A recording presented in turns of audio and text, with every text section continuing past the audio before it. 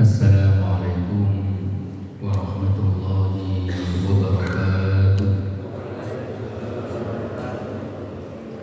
Bismillahirrahmanirrahim. Alhamdulillahirabbil alamin wa afdhalus salati wa atamut taslim ala habibina al-mustafa Muhammadin Rasulillahi sallallahu alaihi wasallam. Allahumma akhrijna min dhulumatil wahmi wa akrimna bi nuril fahmi waftah alaina bi ma'rifatil ilmi wa sahil akhlaqana bil hilmi waj'alna mimman yastami'una al-qawla fayattabi'una ahsana. Allahumma la ilma lana illa ma 'allamtana innaka antal alimul hakim. Rabbi shrah li sadri wa yassir li amri wahlul 'uqdatam min lisani yafqahu qawli. Amma ba'du. Hadirin hadirat yang dirahmati Allah, semoga amal ibadah kita diterima oleh Allah Subhanahu wa taala. Diampuni semua dosa-dosa kita, diberikan ilmu manfaat, rezeki barokah, sehat walafiat, panjang umur untuk beribadah kepada Allah. Amin ya rabbal alamin. Pagi ini kita lanjutkan pengajian kitab Riyadhus Shalihin, yaitu taman-taman orang-orang soleh. Kita sekarang sampai pada Babul Wara'i wa Tarki Syubhat. Babul Wara'i, bab yang menerangkan tentang, umumnya kita menerjemahkan wirai. Wirai itu menjaga kehormatan, menjaga diri tidak hanya dari yang haram, tetapi juga dari yang syubhat. Ayat yang disampaikan oleh Al-Imam Nawawi yang pertama adalah wa tahsabu hayyina wa huwa 'indallahi 'azim. Allah berfirman wa tahsabunahu hayyina, kalian semua mengira bahwa perbuatan itu ringan, wa huwa 'indallahi 'azim, padahal itu menurut Allah sangat agung. Apa konteks ayat ini? Yaitu mengucapkan ucapan yang bohong atau mendustakan syariat Islam itu bagi sebagian orang menganggap ringan, tetapi itu di sisi Allah agung. Contoh seperti akad jual beli yang kemudian menyembunyikan barang, mendustakan, harusnya barang ini ada yang cacat, mengatakan ini tidak ada yang cacat. Atau yang sering dicontohkan adalah wailul lil mutaffifin, celakalah orang-orang yang menimbang. Orang yang menimbang bagaimana? Alladzina idza talu 'alan nasi yastawfun, ketika mereka minta ditimbang yastawfun, penuh. Wa idza kaluhum aw wazanuhum, tapi kalau dia giliran yang menimbang, aw wazanuhum yukhsirun, ia mengurangi. Ala yadhunnu ulaika annahum mab'utsun, tidakkah mereka itu ingat bahwasanya nanti akan dibangkitkan liyaumin azim, pada hari yang agung, yauma yaqumun nasu lirabbil alamin, pada hari semua orang berdiri di hadapan Allah. Urusannya hanya mengurangi timbangan, langsung bersambung dengan ayat, tidakkah dia ingat dengan hari akhirat. Kita yakin tidak yakin, semuanya akan berhadapan dengan Allah. Maka di sini disebutkan wa tahsabunahu hayyinan wa huwa 'indallahi 'azim. Kalian semua mengira perbuatan di dunia ini ringan. Oh enggak, itu di sisi Allah sangat agung. Ayat selanjutnya disebutkan inna rabbaka labil mirsad, sesungguhnya Tuhanmu wahai Nabi Muhammad labil mirsad. Mirsad itu apa? membalas semua perbuatan. Allah mengetahui semua yang kita lakukan. Jadi Allah itu maha mengetahui apa yang sedang kita lakukan dan apa yang sedang kita rencanakan. Yang di dalam hati ini loh Allah maha tahu. Hanya Allah menghisap, membalas untuk perbuatan buruk kalau sampai dilakukan atau sampai diucapkan. Kalau itu perbuatan baik masih diniat, itu Allah sudah memberikan pahala. Sebagian para sahabat bertanya, "Ya Rasulullah, bagaimana jika Allah itu menghisap apa yang ada di dalam hati kita semua? Sungguh kita semua tidak ada yang selamat." Tiba-tiba kita ngerasani saudara kita katakan ada kekurangan. Itu kalau dihisap sungguh kita tidak ada yang lepas. Tetapi Allah akan menghisap hanya yang sudah dilakukan oleh anggota tubuh kita dan sudah diucapkan oleh lisan kita. Majawazil arkan. Jadi Allah akan menghisap jika itu sudah dilakukan atau sudah diucapkan. Itu. Maka menjaga diri dari semua perbuatan yang haram itu bagian dari menjaga wibawa kita. Maka menjadi seorang muslim, menjadi seorang muslim berbicara yang santun, berbicara yang baik, itu bukan untuk cari muka, tapi itulah ajaran Islam. Datang ke majelis taklim seperti ini dengan menggunakan pakaian yang terbaik, itu bukan juga carpuk, bukan juga riya, tetapi itu adalah perintah Allah untuk menggunakan pakaian yang terbaik ketika datang ke masjid, ketika datang ke teman-temannya, saudaranya. Rasulullah itu punya pakaian khusus untuk sholat Idul Fitri, untuk sholat Idul Adha. Bahkan Rasulullah itu punya pakaian yang itu tidak digunakan kecuali untuk sholat, kecuali di dalam peperangan. Nah, maka menjaga diri dari hal yang haram itu sudah kewajiban kita. Nah, sekarang menjaga diri untuk kewibawaan kita itu juga dianjurkan di dalam Islam. Contoh, kalau yang dari halal haram hadisnya innal halala bayyinun wal harama bayyinun wa ma bainahuma umurun mustabihat, sering kita dengar. Yang halal jelas, yang haram jelas, antara keduanya syubhat.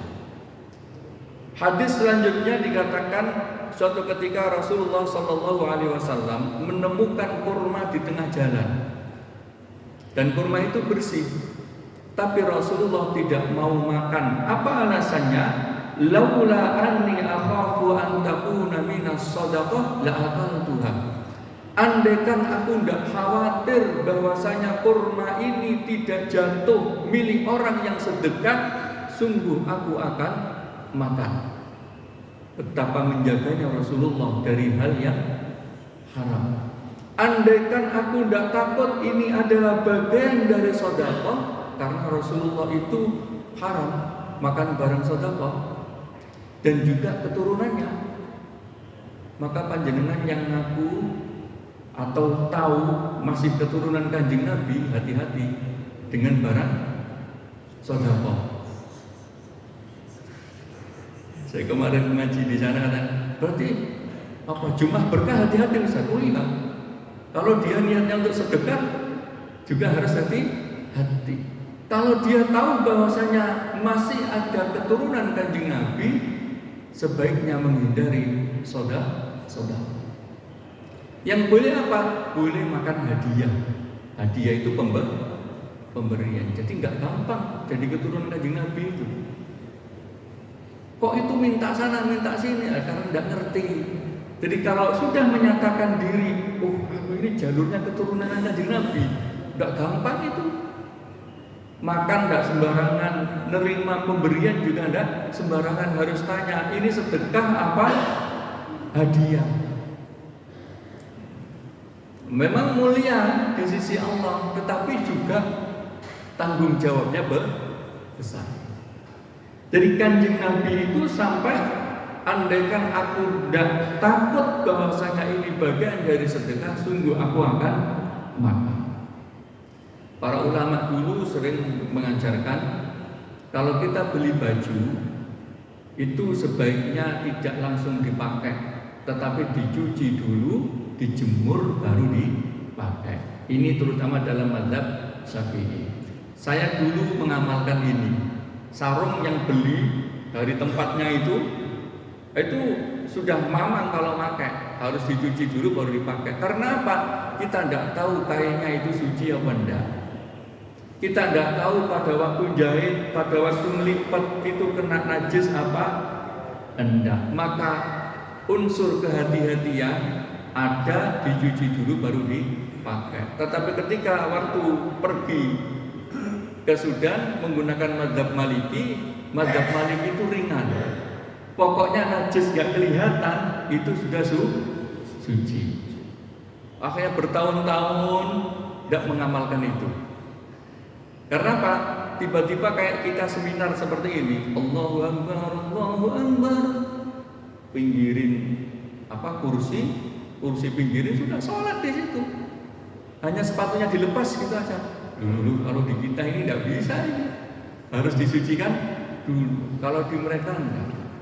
Mazhab Hanafi juga gitu. Teman-teman Turki itu kalau pas adzan berhenti kegiatannya langsung sholat. Karena kehati-hatiannya beda dengan kita. Nah, rumah yang sudah kita niatkan suci, maka sebaiknya masuk rumah pas posisi kaki najis ya ada padnya di depan rumah. Tapi kalau kita niatkan rumah itu tidak suci, maka sebaiknya rumah punya musola sendiri, kamar musola yang digunakan khusus untuk sholat. Tapi memang sebaiknya sebisa mungkin rumah itu suci, karena nanti menjadi keseharian. Nah, ada cerita lagi yang lain bahwasanya Uqbah bin Harith radhiyallahu anhu itu pernah menikah dengan putri dari Abi Wahab bin Aziz. Jadi Uqbah bin Harith itu menikah dengan putri Abi Wahab bin Harith. Ketika sudah menikah,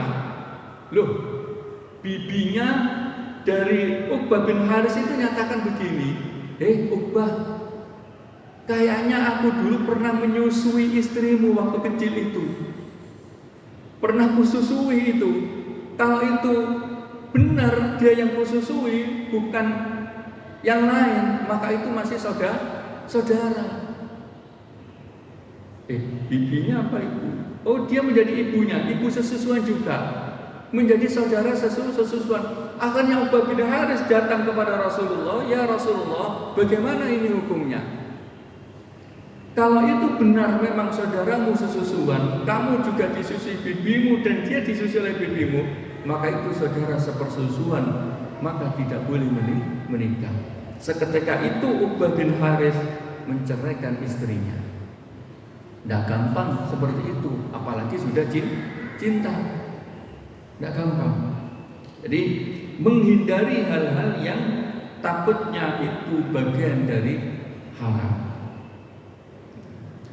Abu Bakar As-Siddiq itu kebiasaannya ketika makan disuguhkan oleh bahasa kita pembantunya. Nah, suatu ketika Abu Bakar dinyatakan gini, "Wahai Abu Bakar, tahukah kamu makanan yang engkau makan ini?" "Apa itu wahai fulan?" "Yang kamu makan itu adalah hartaku. Suatu ketika aku masuk ke sebuah kampung diminta untuk doa." Kata hantu itu bahasa doa. Doa untuk mengobati seseorang. Padahal aku tidak biasa doa. Tapi aku ngawur, pokoknya doa. Disuruh doa. Namanya ngapunten. Dia pembantunya Sayyidina Abu Bakar As-Siddiq. Sayyidina Abu Bakar As-Siddiq ini dekat dengan Rasulullah. Pokoknya kalau dia dekat dengan keluarganya Sayyidina Abu Bakar As-Siddiq pasti dianggap bisa. Ya, sama dengan yang ngajar di UIN Sunan Ampel, walaupun dia ngajar umum atau kuliah aja, kuliahnya di bidang saintek, pokoknya lulusan sana ya harus bisa ngimami, nggak urusan. Pokoknya lulusan sana harus bisa ngimami.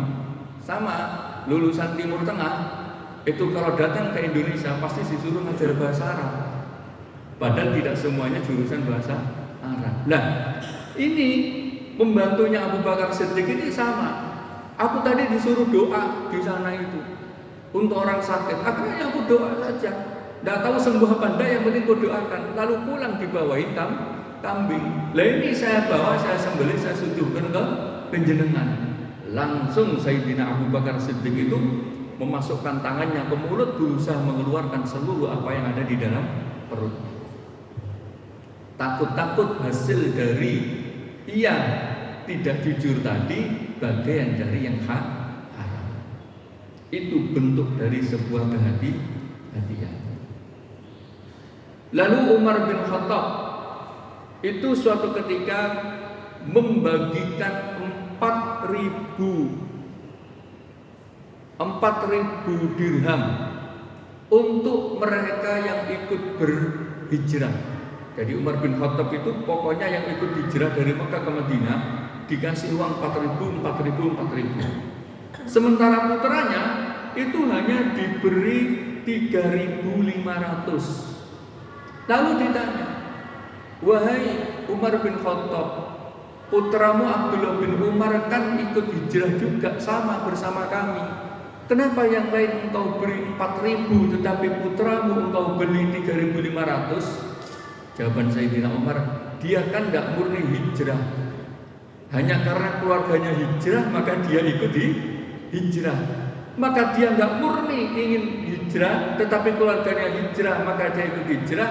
Maka aku beri dia bagian lebih sedikit daripada yang lain. Sampai seperti itu. Takut niatnya tidak murni karena hijrah, murninya karena keluarganya semuanya kan hijrah, masa dia nggak hijrah. Maka al-wara'u atau wirai itu adalah meninggalkan seluruh perbuatan-perbuatan yang kecil-kecil tadi itu, tapi mengganggu di dalam kehidupan. Contoh begini,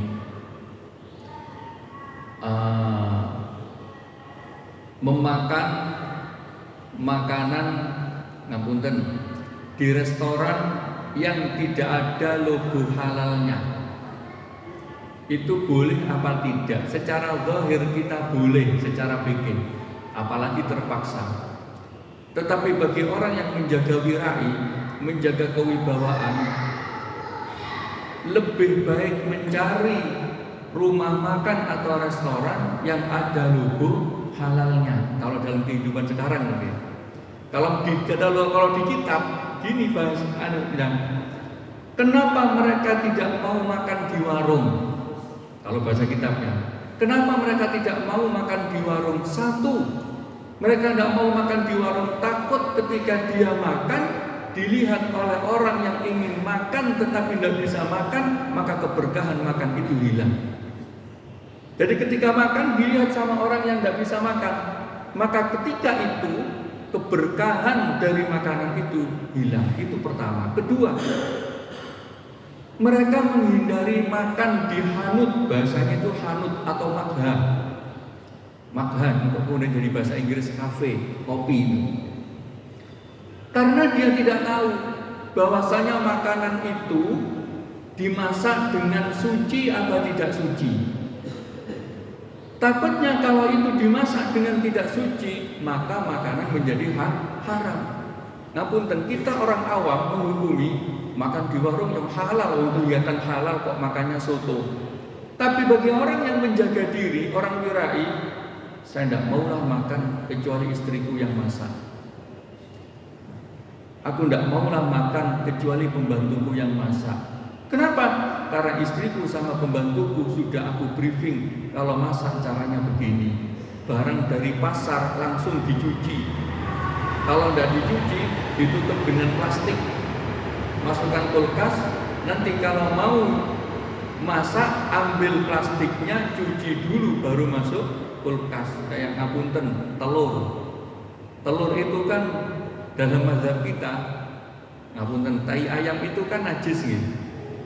Telur itu kalau langsung dicuci lalu ditaruh di kulkas, katanya rusak. Kata ibu-ibu itu, rusak. Berarti dimasukkan kulkas tanpa dicuci? Enggak. Ya sudah, tempatin tempat yang khusus. Telur taruh di sini, jangan disentuh-sentuh kecuali mau goreng. Ketika mau goreng, ambil piring, langsung cuci. Ketika cuci, ketika mecah sudah dalam kondisi suci. Jenengan semerap orang jualan martabak, telurnya dari keranjang langsung cebluk cetek, nggak apa-apa, ada campurannya micin dikit-dikit kan? Kan kita jarang mikir sampai di situ. Bukan masalah nyampurnya, tetapi itu masih ada najis yang ada di cangkang telur. Bagi para ulama yang hati-hati, enggaklah, saya enggak mau makan seperti itu, takut ada najisnya. Kalau panjenengan tanya saya, bagaimana itu di dalam mazhab Maliki? Sah, halal. Karena dalam mazhab Maliki, ma yuqalu lahmuhu halal. Tahir, sesuatu yang dagingnya halal dimakan, maka apa yang keluar darinya juga suci, tidak najis. Tapi dalam mazhab kita najis. Maka itu bagian kehati-hatian. Ustaz, kalau tidak bisa seperti itu bagaimana? Ya tidak apa-apa. Yang penting tetap menjaga kesucian. Jadi barang-barang dari pasar itu kita tidak tahu bentuknya, mungkin seperti suci atau tidak. Sebagian ada yang ini, jika kita memelihara kucing itu juga harus hati-hati. Sebagian ulama mengatakan tidak apa-apa, kucing itu kan suci, walaupun dia kadang makan yang najis. Tapi sebagai bentuk kehati-hatian, kalau kita punya kucing, maka perhatikan bahwa tubuhnya ketika masuk rumah dalam kondisi kering, bukan kondisi basah. Takutnya kondisi basah itu ngapunten habis pipis, itu kan cara cawiknya itu hanya dijilat-jilat saja, lalu kemudian dijilat-jilat ke bulu-bulunya yang lain. Kalau dia basah kena kita menjadi najis. Tapi kalau dia kering, najisnya tidak bisa pindah. Kaidahnya kan begini, najis ketemu najis kering itu tidak bisa memindahkan najis. Tangan kita kering, ini ada najis kering, bersentuhan, maka tangan kita tidak najis. Tapi kalau najisnya basah atau tangan kita basah bertemu dengan najis yang kering, kalau bersentuhan maka tangan kita menjadi najis. Nah, itu. Nah, ini bentuk kehati-hatian. Nah, ini di dalam masalah halal haram kehidupan. Sekarang di dalam masalah muamalah, interaksi sosial. Bagaimana orang yang wirai?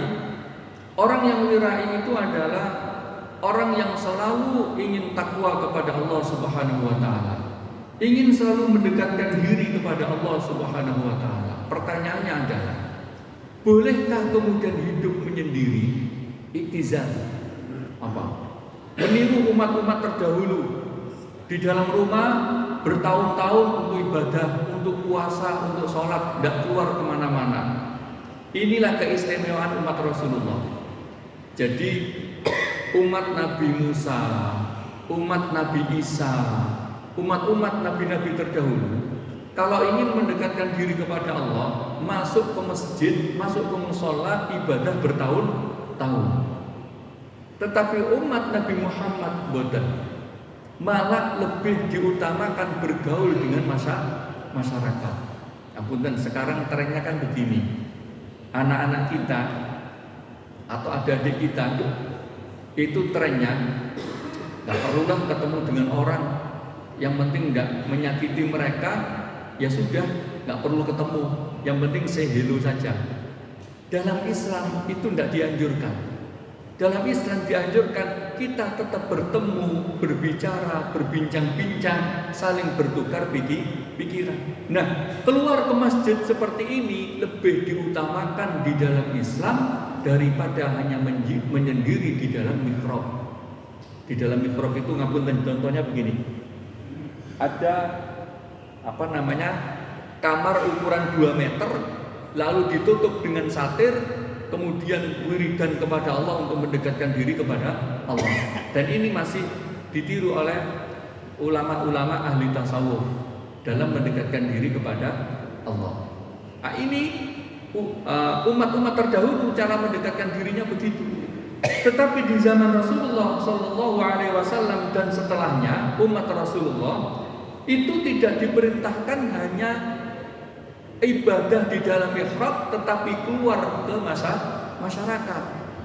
Maka kalau ditimbang antara mujahidun bi nafsihi wa malihi fi sabilillah atau rajulun mu'tazilun, mana yang lebih dicintai oleh Allah?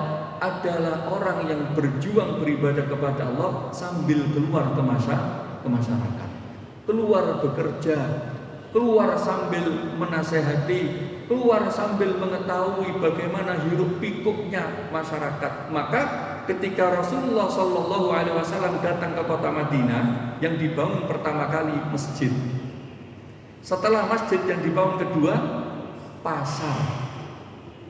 Jadi yang dibangun pertama kali masjid, yang kedua pasar, karena pasar itu menjadi interaksi sosial masyarakat. Apakah Madinah pada saat itu tidak punya pasar? Punya, pasar orang Yahudi. Tapi punya kebiasaan tadi mengurangi timbangan. Rasulullah bikin masjid, Rasulullah bikin pasar. Nah, ada satu alasan kenapa Michael Hart yang menempatkan Rasulullah nomor 1. Kan Rasulullah itu nomor 1, Nabi Isa itu nomor 3 dalam orang-orang yang berpengaruh. Itu alasannya hanya begini. Kalau yang di bawahnya ini Nabi Isa, ini pengaruhnya hanya urusan akhirat, urusan ibadah, urusan mendekatkan diri kepada Allah. Tapi Nabi Muhammad itu berpengaruh di urusan akhirat, juga berpengaruh di urusan dunia. Rasulullah itu pedagang, bisnismen. Artinya tahu sulitnya orang berdagang itu tahu. Sulitnya orang menjaga amanah itu tahu. Sayyidina Ali disuruh tinggal, tidak boleh hijrah ikut bersama-sama Rasulullah, itu hanya karena untuk mengembalikan harta kepada orang-orang yang titip. Jadi tempat penitipan barang Kanjeng Nabi itu dulu. Jadi lebih diutamakan berinteraksi dengan masyarakat luas daripada hanya beribadah menyendiri. Sampai ada sebuah hadis mengatakan, "Ma ba'atsallahu nabiyyan illa ra'yal ghanam." Dan engkau ya Rasulullah, kuntu ar'aha ala qararit ahli Makkah. Iya, saya juga dulu mengembala kambing. Jadi tidaklah para nabi itu diutus kecuali dulu dalam riwayat hidupnya pernah mengembala kambing. Jadi mengembala kambing. Apakah semua para nabi? Iya, termasuk saya dulu juga mengembala kambing. Akhirnya kemudian diangkat menjadi nabi. Jadi bukan hampir semuanya. Tidaklah Rasulullah itu mengutus nabi kecuali dia pernah mengembala kambing. Para ulama menjelaskan kenapa para nabi itu diberikan tugas mengembala kambing. Bahasa mudanya begini, bahasa kasarnya. Kalau sudah terbiasa mengembala kambing, mengembala manusia menjadi biasa. Tapi kita bukan kambing. Kita bukan kambing. Artinya anak-anak kita, anak kecil kita, ya saya masih punya target, tapi belum keturutan. Kalau dulu saya kecil punya kambing, ayah saya itu punya 39 kambing. Dan saya sendiri dibagiin 3 kambing Jawa, itu 3 disuruh ngarit.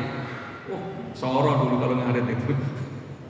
Kalau kambing Jawa itu kan tidak mau makan kalau nggak di atas. Kalau kambing kibas itu enak, makan di bawah-bawah mau.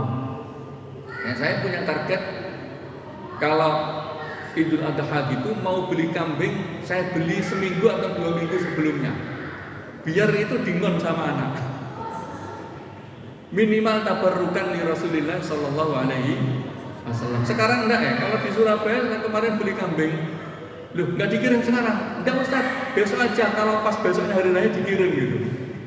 Jadi ya enak juga sih enggak kambing, tapi kan anak saya jadi enggak bisa main-main sama kambing. Yang nomor 3 itu kambingnya disembelih, nangis senangis-nangisnya. Kenapa disembelih, kan kasihan katanya. Nah, maka mengembala kambing itu bagian dari pendidikan Allah Subhanahu wa taala kepada para rasul. Maka kemudian setelah punya keahlian mengembala kambing, baru diberikan kepercayaan mengembala manusia. Nah, lalu kemudian ditanyakan, kalau memang menjadi hamba Allah itu tidak hanya beribadah, bentuk wirai lain apa? Bentuk wirai lain adalah ketika berinteraksi sosial, jangan menunjukkan rasa sombong sama sekali. Jangan menunjukkan rasa aman sama sekali. Ada hadis berbunyi begini, "Man kana fi qalbihi mithqalu habbatin min kibrin." Man kana, jadi innallaha la yudkhilul jannata man kana fi qalbihi mithqalu habbatin min kibrin. Allah tidak akan memasukkan hambanya ke surga bagi mereka yang masih ada rasa sombong di dalam hatinya. Artinya dia akan masuk surga tapi dicuci dulu. Apa bentuk rasa sombong? Rasa sombong itu punya perasaan aman lebih baik, lebih hebat dari orang lain. Kadang memang ada, tetapi itulah harus diintrospeksi terus. Nah, tanda untuk menghilangkannya apa? Tanda untuk menghilangkannya diantara hadis Anas radhiyallahu anhu, Rasulullah sallallahu alaihi wasallam jika marra ala sibyanin fasallama alaihim. Rasulullah kalau jalan lalu lewat ke anak-anak muda, anak-anak kecil, itu mengucapkan assalamualaikum ya walad, assalamualaikum wahai anak-anak kecil. Ini menunjukkan bahwasanya Rasulullah itu mengucapkan salam kepada siapapun, walaupun kepada anak kecil, anak muda, kepada siapapun. Kan budayanya sama. Mosok aku yang nyapa, kok aku yang tua, kok aku yang nyapa. Aku ini dulur nomor 1. Ya dia yang datang ke rumahku, masa saya yang datang ke rumahnya. Wong saya yang tua. Di dalam urusan agama tidak melihat yang tua, tidak melihat yang muda. Kalau dia didatangi, maka alhamdulillah kita memberikan kasih sayang. Kalau dia tidak datang-datang, ya sudah kita yang datang. Maka urusan tua muda tidak menjadi ukuran. Ukurannya adalah maka kita mengucapkan salam kepada siapapun. Mengucapkan salam itu artinya satu menyapa, satu mengunjungi. Kalau dia nggak mengunjungi kita, ya kita yang mengunjungi dia. Di dalam ilmu hadis itu disebutkan begini, seorang ulama itu kalau dia benar-benar ulama harus pernah mencari ilmu kepada orang yang lebih muda darinya. Jadi kalau ini di dalam ilmu hadis, seorang ulama hadis itu agar tidak muncul rasa sombong, dia harus pernah mengambil hadis, riwayat hadis dari ulama yang jauh lebih muda darinya, untuk menghilangkan rasa sombong. Kalau saya berusaha melakukan itu dengan mengambil riwayat mut untuk bayar zakat itu ngambil dari adik kelas saya, karena pas ketika ijazahan mut itu saya tidak masuk, jadi nggak bisa langsung ngambil dari Syekh Muhammad Muhyiddin Al-Qurashi. Akhirnya namanya Taufik Zubaidi, sekarang di Pati, Ustaz saya mohon minta ijazahnya. Loh, kan jenengan punya, saya belum punya, pokoknya saya mohon minta ijazahnya. Akhirnya datang minta ijazah mut beserta riwayatnya sampai kepada Rasulullah Sallallahu Alaihi Wasallam. Jadi di antaranya untuk menghilangkan kesombongan itu mencari ilmu dengan orang-orang yang lebih muda. Itu. Jadi Rasulullah ketika lewat dengan orang-orang muda langsung mengucapkan salam. Rasulullah juga suatu ketika itu dipegang tangannya dengan seorang budak. Ya Rasulullah, aku ingin engkau kesini ke situ. Itu nuruti aja, dituruti. Kenapa? Bisa jadi ini cara untuk membahagiakan mereka. Jadi bisa jadi hanya dengan nuruti, ya Rasulullah di sini, doakan engkau di sini. Itulah cara untuk membahagiakan hamba tersebut. Suatu ketika Rasulullah datang ke satu kaum, ya Rasulullah, mohon panjenengan datang ke rumahku untuk sholat di bagian sini yang biasanya kami sholat. Itu Rasulullah juga datang ke situ hanya untuk membahagiakan mereka. Itu bentuk dari wirai secara sosial. Nah, bagaimana kalau di rumah ditanya kepada Sayyidah Aisyah, apa yang dilakukan Rasulullah Sallallahu Alaihi Wasallam ketika di rumah? Rasulullah itu yakunu fi mihnati ahlihi, itu selalu membantu pekerjaan rumah keluarganya. Jadi Rasulullah itu kalau istrinya masak ya ikut masak, kalau istrinya menjahit baju ya ikut menjahit, kalau bersih-bersih juga ikut bersih-bersih. Artinya Rasulullah juga melakukan pekerjaan yang ada di rumah. Jadi tidak ada istilahnya pokoknya istri di dapur, suami di depan, mana kopinya, nerima kopi. Itu tidak pernah diriwayatkan seperti itu. Jadi itu hanya budaya di kita. Kalau suami itu kopi harus datang, gedang goreng harus datang, karena itu tanggung jawab istri. Kalau tidak datang berarti istri tidak solehah, kan gitu akhirnya kan? Enggak, di zaman Rasulullah itu kalau makan semua. Bahkan suatu ketika makan bareng sahabat, Sayyidah Aisyah juga ada di situ. Hanya di beda ruang tapi makan. Terus tiba-tiba minumannya itu tidak manis. Sudah begini tak? Oh, ibumu sedang marahin gitu. Jadi bisa, oh ibumu sedang marahin, harus didatangi. Maka Rasulullah itu melakukan apa yang dilakukan keluarganya, disitulah Rasulullah juga ikut melakukan. Sebab diriwayatkan bahwa ketika masa Madinah ini, setelah Rasulullah dengan Sayyidah Khadijah dalam masa Madinah, tidak ditemukan Rasulullah itu masih berdagang. Artinya bisa jadi perdagangannya sudah dilakukan oleh orang lain, hanya sibuk melakukan dakwah Islam. Itu ketika masuk rumah, apa yang dilakukan oleh Rasulullah? Cuci tangan sama siwakan, membersihkan gigi. Ini zaman Rasulullah loh, cuci tangan, siwakan. Karena Rasulullah tidak ingin berinteraksi dengan keluarganya dengan bau yang tidak sedap. Mungkin kalau di era saat ini bukan hanya cuci tangan, siwakan, bisa jadi mandi. Artinya apa?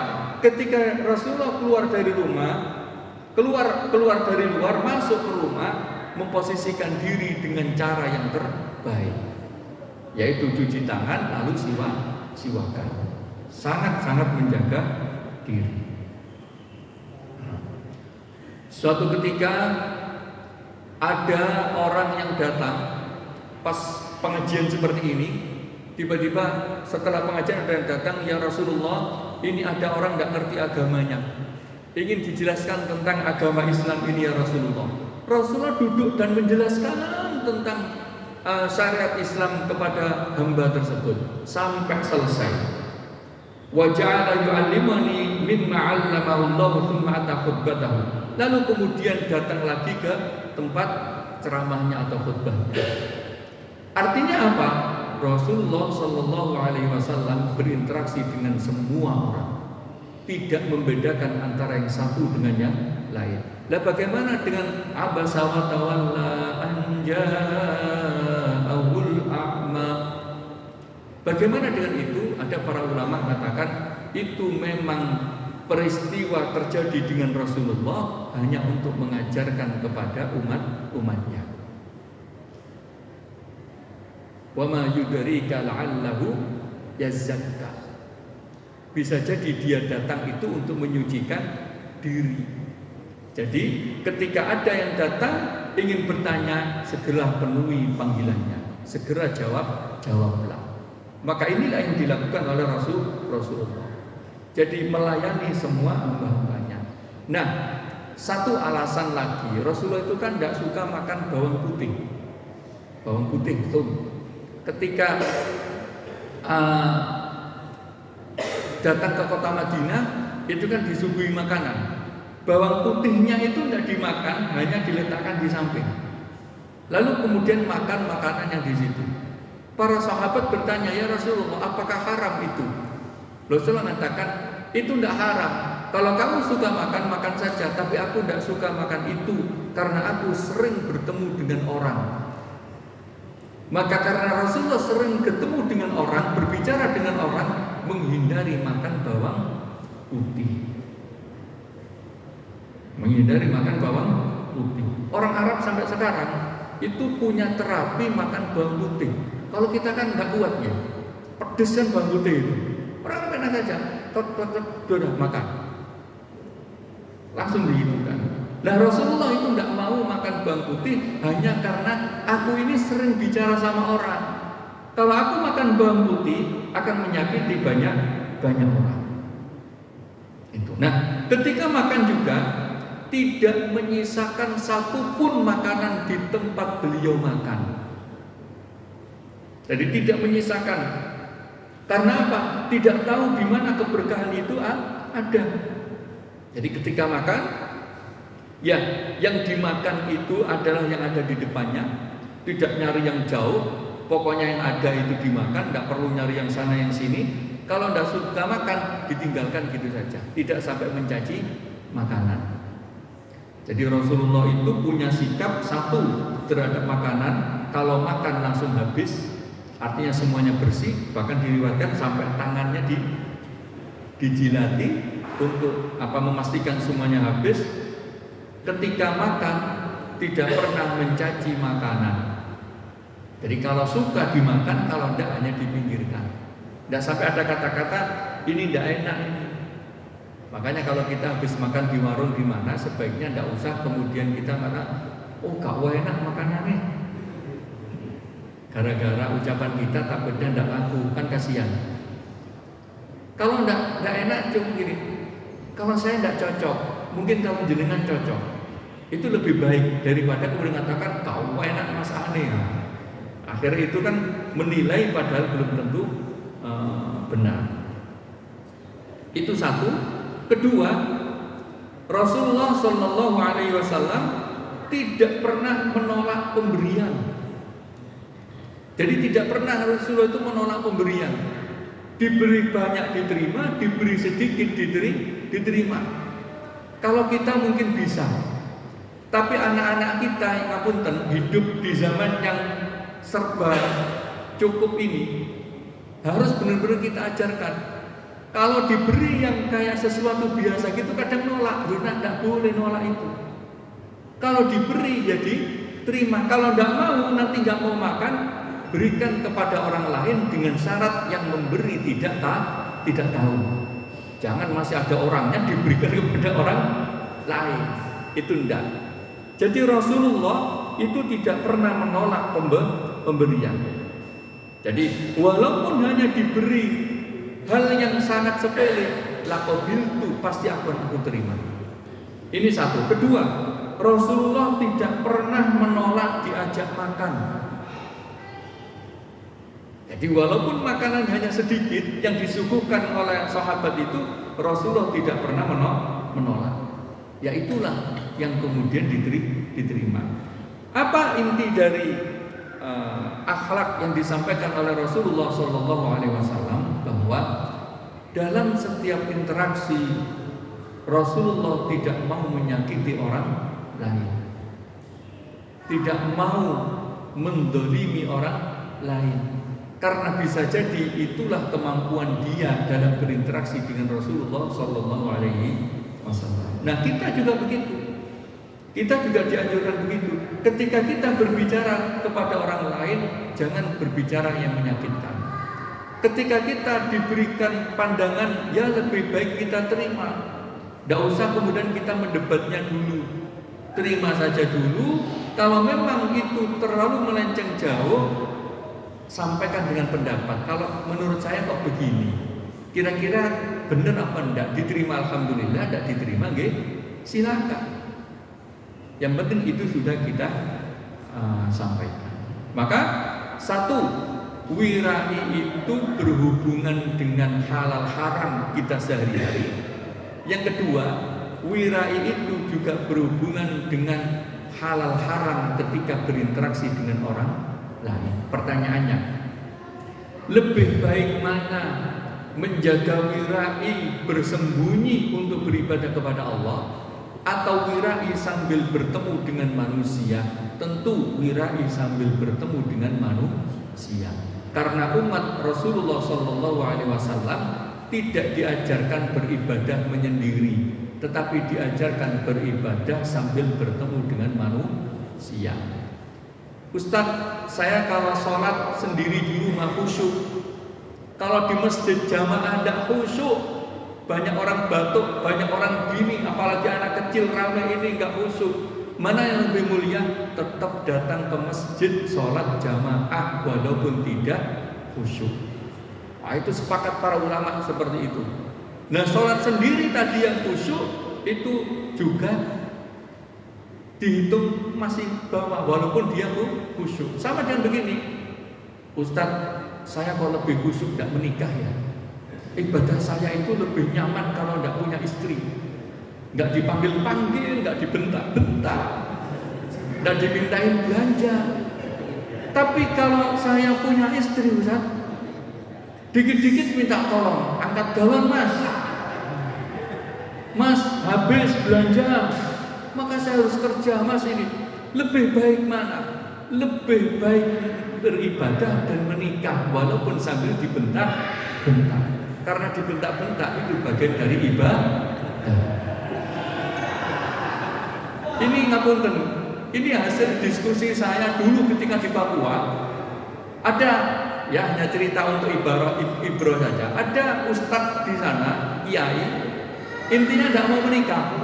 Ustadz, menikah itu ruwet, ibadah jadi nggak nyaman, ibadah jadi nggak fokus, harus ngurusi istri, ngurusi anak. Saya itu berhari-hari berdialog dengan beliau itu berhari-hari sampai saya tunjukkan kitab-kitab itu. Ustadz tidak bisa. Untuk syariat Rasulullah itu lebih utama menikah daripada tidak menikah. Maka pahalanya ngapunten 10 kali lipat lebih banyak orang yang beribadah sambil punya istri daripada tidak punya istri.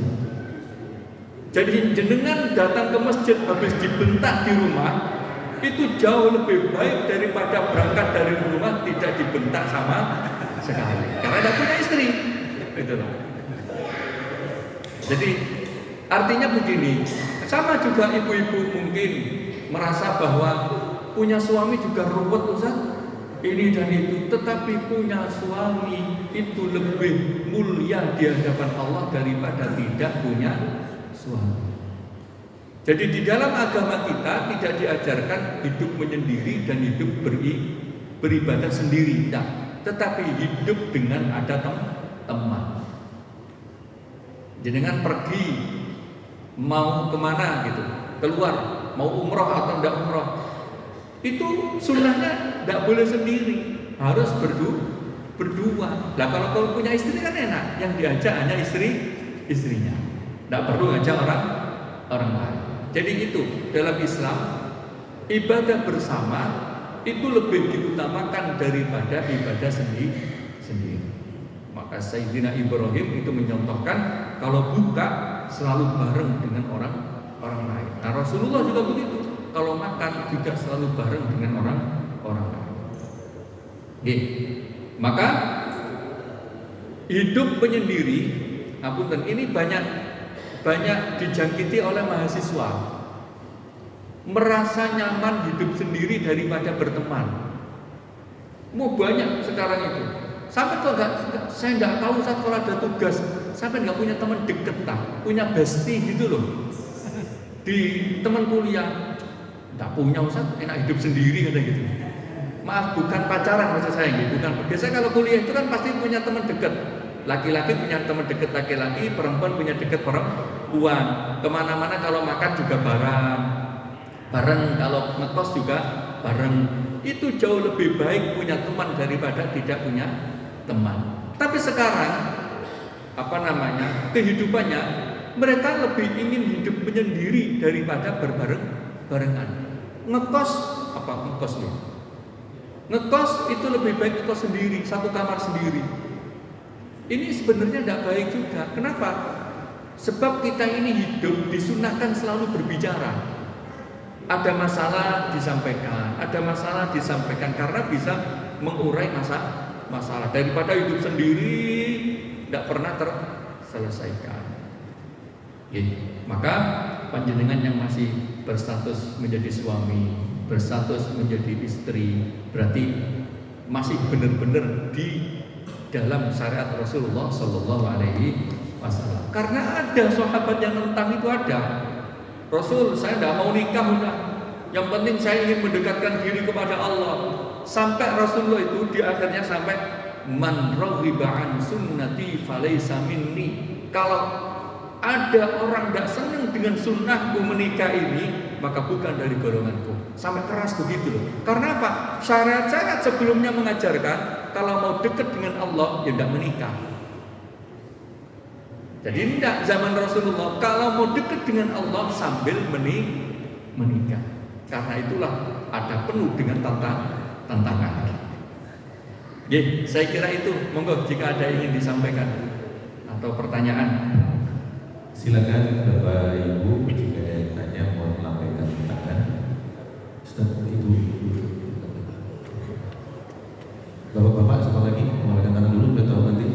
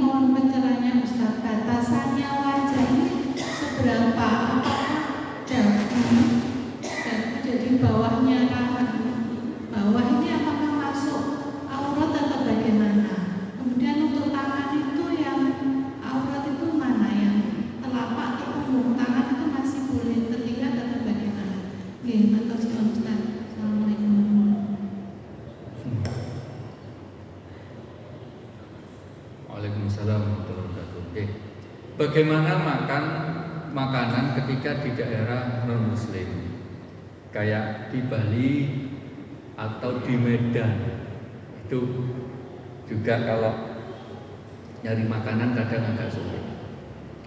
Cara paling mudah cari tempat makanan-makanan yang di situ orang muslim yang menjualnya.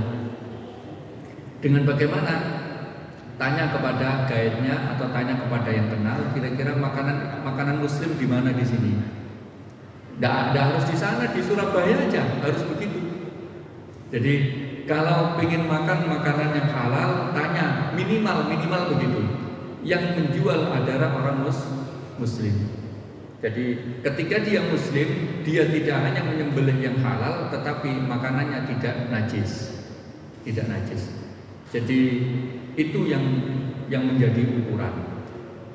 Bagaimana untuk detailnya untuk birahi, kita harus tahu sebenarnya. Tapi kalau tidak tahu ya sudah, namanya terpaksa.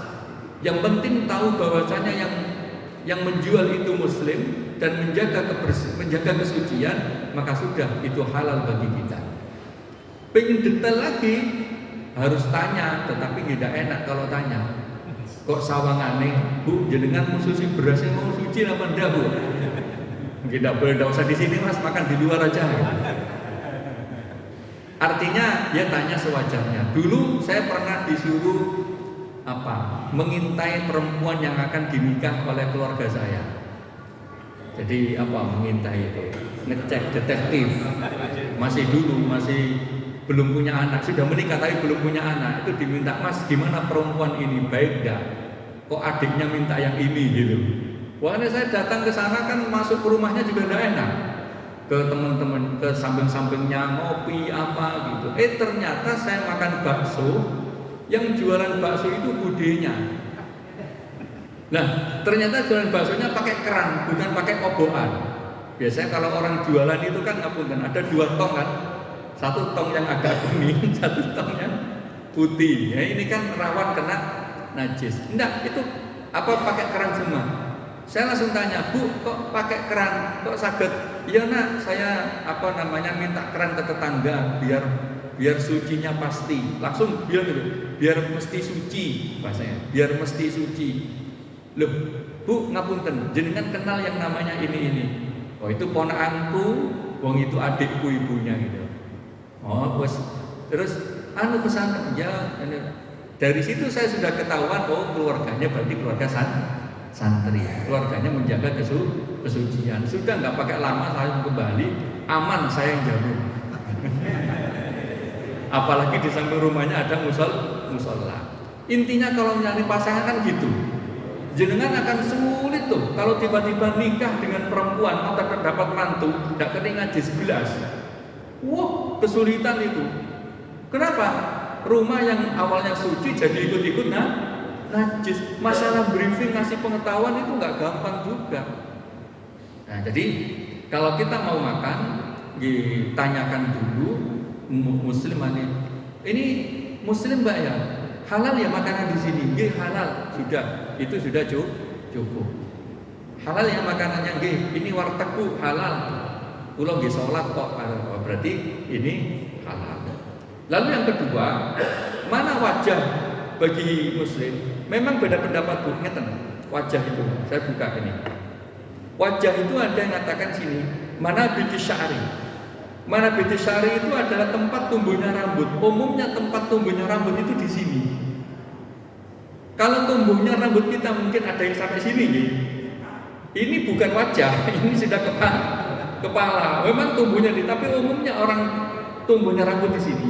Maka di sini sampai sini dagu, sampai ngapunten ini jenengan telinga. Telinga kan ada ini namanya ini kecil ini. Jadi telinga yang kecil dari kanan sampai kiri ini wajah. Oke. Sama ini rambut, tumbuhnya rambut sampai bawah dagu ini adalah wajah. Maka ini adalah wajah bagi perempuan. Sebagian ulama menganjurkan sebaiknya ditutupi begini, kayak orang Turki apa Iran itu, nutupinya begini. Nah, jadi area wajah ada yang tertutup sedikit agar aurat yang belakang wajah tidak kelihatan. Jadi saya ulangi lagi, dagu ini loh. Ini ke atas ini wajah, ke sini bukan wajah. Bulu sudah masuk leher ini. Oke. Nah, ini ada yang mengatakan ngapunten di dalam Maliki, wajah itu begini. seret sampai sini, bahkan ngapunten sampai di dalam hidung ini wajah. Maka di dalam mazhab Maliki itu wajib kalau wudhu diginikan, wajib dibuka dan dikasih air karena bagian dari wajah. Kalau kita mboten, jadi kita hanya ini telinga sampai sini, apa sih, rusgun. Kalau bahasanya rusgun, dari sini sampai sini, sama tumbuhnya rambut sampai sini. Nah, untuk ibu-ibu menurut saya di dalam mazhab Syafi'i wajib gunakan ikat. Apa ikat itu? Bukan rukuh saja, ngapunten, ikat. Apa ikat? Bahasa Indonesianya. Ya ikat. Jadi ikat itu adalah kain yang menutupi gini agar apa? Ketika sujud rambutnya tidak keluar. Karena rambut itu bagian dari aurat. Ini satu. Yang kedua, tangan. Yang dimaksud yang bukan aurat itu adalah telapak tangan yang ini, yang putih ini. Oke? Ini. Yang ini sebenarnya ini aurat. Tetapi sulit dijaga, di dalam bahasa fikih dinamakan ma yaumul balwa, maka boleh ini kelihatan. Yang ini loh. Apa ini namanya? Punggungnya telapak tangan, ini dalamnya telapak tangan. Sebenarnya kalau sholat sebaiknya ini ditutup, yang atas ini ditutup, yang bawah dibuka. Dalam interaksi sosial sebenarnya juga seperti itu. Akan tetapi sulit menjaga ini, maka boleh dibuka hanya sampai pergelangan. Maka yang dalam sama yang punggung boleh terbuka karena sulitnya menjaga. Bahkan jenengan kalau umroh kan sering ketemu ibu-ibu sholat tanpa mukena, tetapi pakai jilbab, ininya kelihatan, bahkan kakinya kelihatan. Itu dianggap sulitnya menjaga. Hukum dasarnya kaki harus ditutup, tapi karena sulit menjaga maka diperkenankan untuk terbuka. Sebenarnya jenengan kalau pas umroh atau sholat seperti ini cukup pakaian sehari-hari itu sambil tangannya ini agak ke dalam, kan ada pakai selondong ke atas itu, sama kaos kakian itu sudah cukup. Tetapi kita budayanya Asia Tenggara pakai mukena. Jadi yang dibuka, saya ulangi lagi, kalau panjenengan tanya tentang aurat, yang boleh dibuka hanya wajah dan telapak tangan.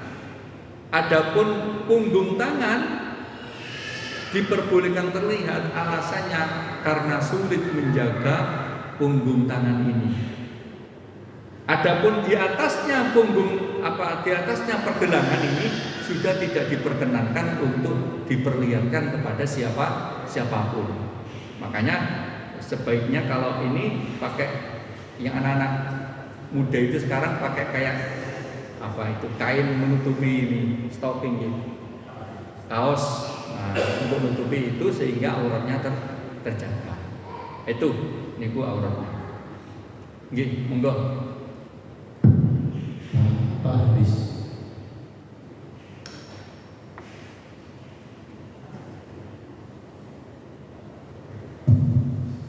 Assalamualaikum warahmatullahi wabarakatuh. Waalaikumsalam. Ya, ini Ustaz. Ini kan saya juga baca di Solihin ya Ustaz. Di halaman 464 itu ada harat ya, harat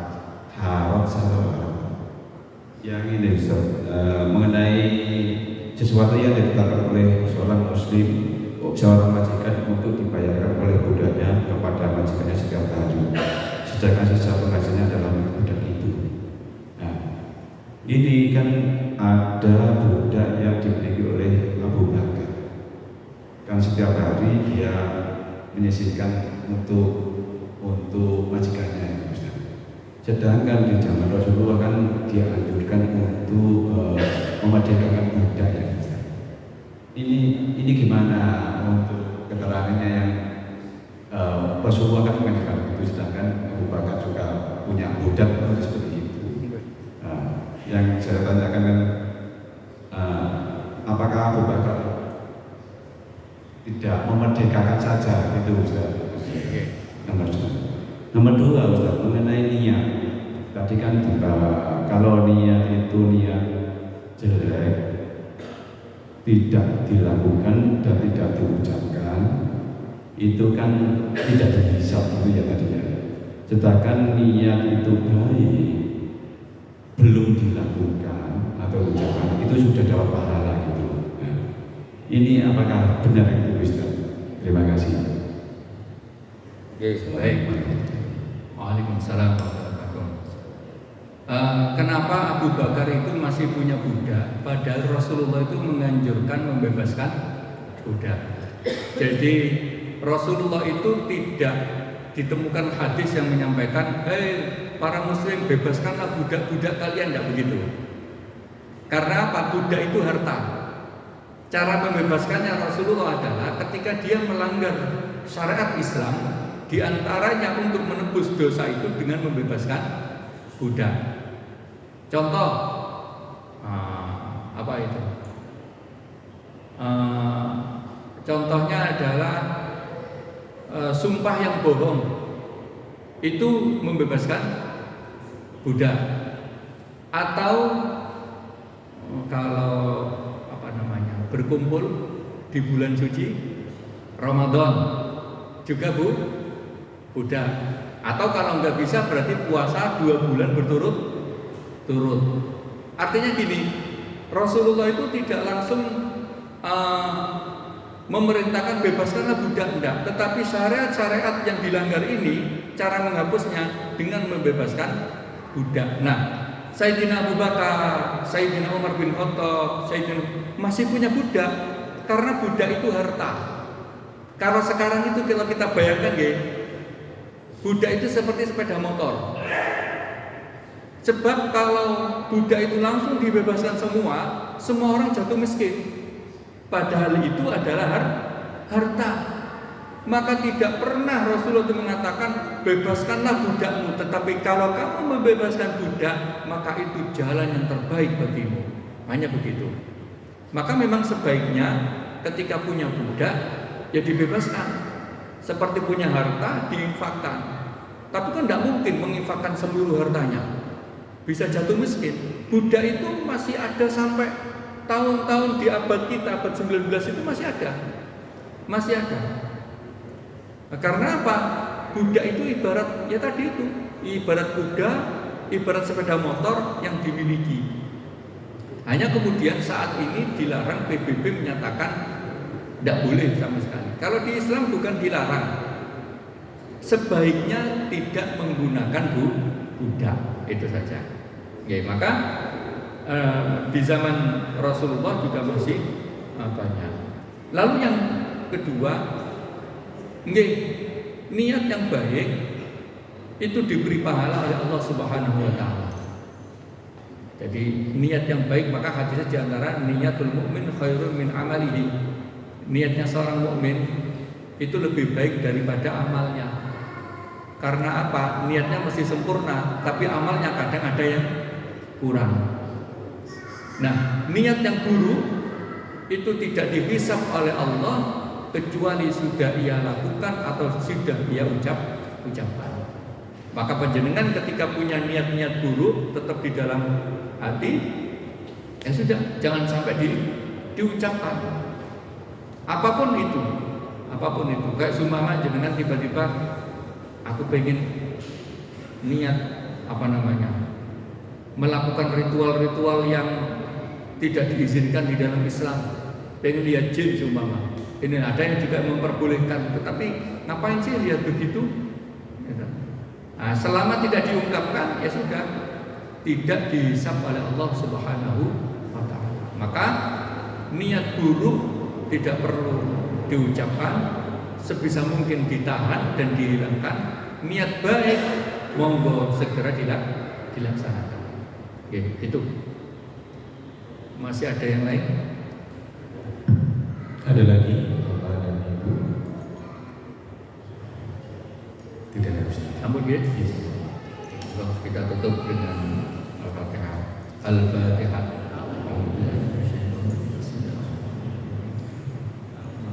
Iya kan.